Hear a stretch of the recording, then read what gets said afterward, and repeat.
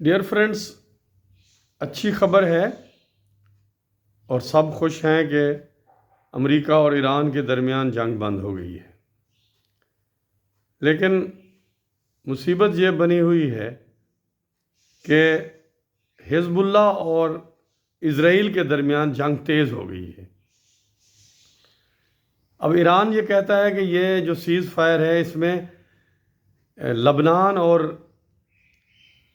اسرائیل کے درمیان جو ٹینشن ہے، یعنی حزب اللہ اور اسرائیل کے درمیان جو لڑائی ہے وہ بھی سیز فائر کا حصہ ہونی چاہیے یا ہے۔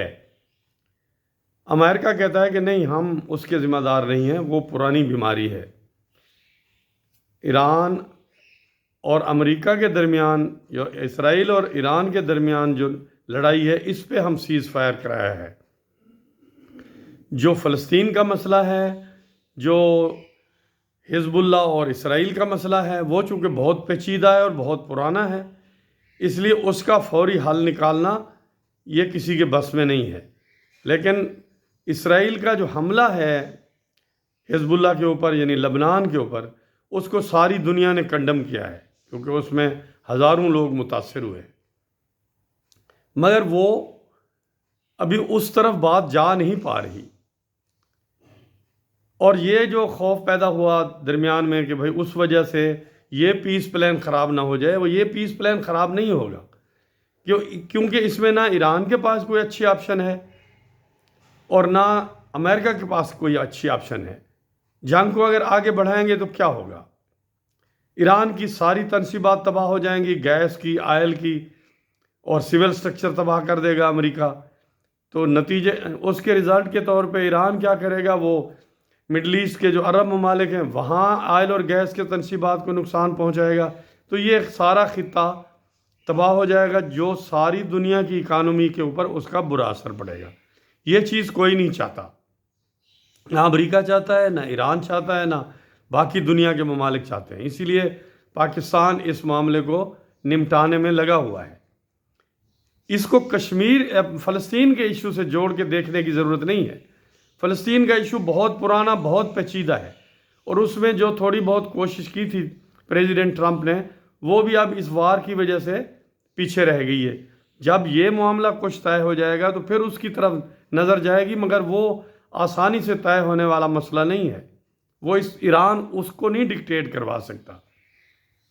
تو نتیجتاً یہ بات چیت پاکستان میں ہوگی، بہت پیچیدہ بات چیت ہے، وقت بھی لگے گا، لیکن اس میں ہمیں نظر آ رہا ہے کہ اس میں ڈیولپمنٹ اچھی ہو سکتی ہے۔ اور اس حوالے سے امریکہ ایران کو کنسیشن کرنے کے لیے بھی تیار ہے کہ اس پر سینکشنز کچھ کم ہو جائیں گی، انہیں تجارت کی کچھ آزادی مل جائے گی، ان کو آزادانہ ماحول ملے گا۔ لیکن اس کے حوالے سے ایران کو بھی اسٹریٹ آف ہارموز کو کھولنا ہوگا۔ یہ جو ٹیکس لگانے کا نظام، ریونیو کلیکٹ کرنے کا نظام وہ بنانا چاہتے ہیں، یہ کسی طرح قابل قبول دنیا کے لیے نہیں ہوگا اور مناسب بھی نہیں ہوگا، کیونکہ بین الاقوامی جو سمندر والا پورشن ہے اس کے اوپر کوئی ملک پابندیاں یا ٹیکس لگائے گا تو اسے ساری دنیا اس کی مخالفت کرے گی۔ تو امید رکھنی چاہیے کہ یہ معاملات طے ہوں گے، کیونکہ اس کے علاوہ کوئی فائدہ مند طریقہ نہیں ہے۔ اچھا، فرض کریں کہ اگر دوبارہ جنگ شروع ہو جاتی ہے تو 1 مہینے بعد جب بہت کچھ نقصان ہو جائے گا، اور تو پھر بھی تو ڈائلاگ کرنا پڑے گا، پھر بھی تو ایک دوسرے کے ساتھ بیٹھنا پڑے گا۔ تو سب کو عقل و دانے سے کام لینا چاہیے۔ فلسطین کا ایشو اس کو ابھی اس طرف نہ لائیں، وہ اگر درمیان میں لائیں گے تو پھر تو کوئی بات طے ہونے والی ہے ہی نہیں، تو وہ یہاں وہیں کا وہیں رہے گا۔ ہاں، وہاں سیز فائر ہو سکتی ہے، امریکہ بھی دباؤ ڈال رہا ہے، پاکستان بھی کہہ رہا ہے، باقی دنیا بھی کہہ رہی ہے اسرائیل کو، اور اسرائیل نے بھی لبنان سے کہا ہے کہ ہم بات چیت کے لیے تیار ہیں۔ مگر مصیبت یہ ہے، حزب اللہ لبنان کی حکومت کی بات سننے کو تیار نہیں ہے۔ حزب اللہ کو بھی عقل و دانے سے کام لینا چاہیے، ورنہ پہلے حماس کی تباہی ہوئی ہے، حزب اللہ کی بھی تباہی ہوئی ہے، اور جنگ ہوگی تو اور تباہی ہوگی، اس سے حاصل ہونے والا کچھ بھی نہیں۔ Thanks very much.